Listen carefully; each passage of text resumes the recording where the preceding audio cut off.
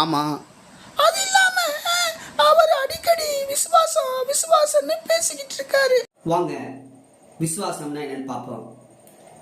வசனம் சொல்லுகிறது, எபிரேயர் 11ஆம் அதிகாரம் 1ஆம் வசனத்தில விசுவாசத்திற்கு மிக சரியான விளக்கத்தை தருகிறது. விசுவாசமானது நம்பப்படுகிறவின் உறுதியும் காணப்படாதவின் நிச்சயமாய் இருக்கிறது.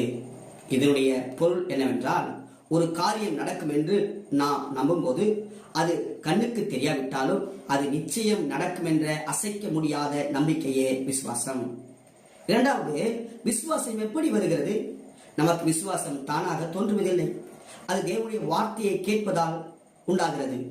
வசனம் சொல்லுகிறது, ரோமர் 10ஆம் அதிகாரம் 17ஆம் வசனத்திலே, ஆதலால் விசுவாசம் கேள்வினாலே வரும், கேள்வி தேவனுடைய வசனத்தினாலே வரும். புரியவில்லையே, இன்னும் குழப்பமா இருக்கு அப்படின்னு தானே கேட்குறீங்க? விசுவாசத்தை இன்னும் ஆழமாக புரிந்து கொள்ள ஒரு அருமையான கதையை சொல்லுகிறேன், கேளுங்கள். கடலில் பயணம் செய்த ஒரு பெரிய கப்பலையும் அதில் இருந்த ஒரு சிறுவனின் விசுவாசத்தையும் பற்றியது. ஒரு முறை ஒரு பெரிய கப்பல் நடுக்கடலில் பயணம் செய்து கொண்டிருந்தது.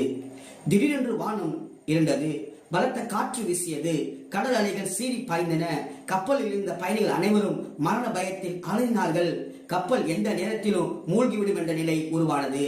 பெரியவர்கள் அழுது கொண்டிருந்தார்கள், சிலர் கடவுளை திட்டிக் கொண்டிருந்தார்கள், இன்னும் சிலர் தங்களை காப்பாற்றிக் கொள்ள அங்கும் இங்கும் ஓடிக்கொண்டிருந்தார்கள். ஆனால் அந்த இடத்தில் ஒரு சிறுவன் மட்டும் அமைதியாக ஒரு மூலையில் அமர்ந்து பொம்மையுடன் விளையாடிக் கொண்டிருந்தான். அவனிடம் பயத்தின் அறிகுறியே இல்லை. அவனை கவனித்த ஒரு பெரியவர் ஆச்சரியத்துடன் கேட்டார், தம்பி, கப்பல் மூழ்கப் போகிறது, எல்லாரும் பயத்தில் இருக்கிறோம், நீ மட்டும் எப்படி இவ்வளவு அமைதியாக விளையாடிக் கொண்டிருக்கிறாய்? உனக்கு மரண பயம் இல்லையா? அந்த சிறுவன் நிமிர்ந்து புன்னகையுடன் சொன்னான், ஐயா, இந்த கப்பலை ஓட்டும் மாலுமி கேப்டன் என்னுடைய தந்தை. அவர் என்னை நேசிக்கிறார், என்னை கைவிட மாட்டார் என்று எனக்கு தெரியும். அவர் கையில் இந்த கப்பல் பாதுகாப்பாக இருக்கிறது. கடைசியில் அந்த மாலுமி கப்பலை பத்திரமாக கரையில் சேர்த்தார்.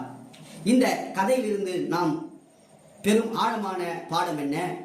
ஒன்று, உறவுதான் விசுவாசம். அந்த சிறுவனுக்கு மாலுமி யார் என்று தெரியும். அதுபோல நம் வாழ்வின் மாலுமி நம்மை படைத்த கடவுள் என்பதை ஆழமாக அறிவதே விசுவாசம். இரண்டாவது, சூழலை விட பெரியவர். சுற்றிலும் புயல் பிரச்சனைகள் வீசினாலும் கப்பலை நடத்துகிறவர் கடவுள், அந்த புயலை விட பெரியவர் என்று நம்புவதே உண்மையான விசுவாசம். மூன்றாவதாக, அமைதி.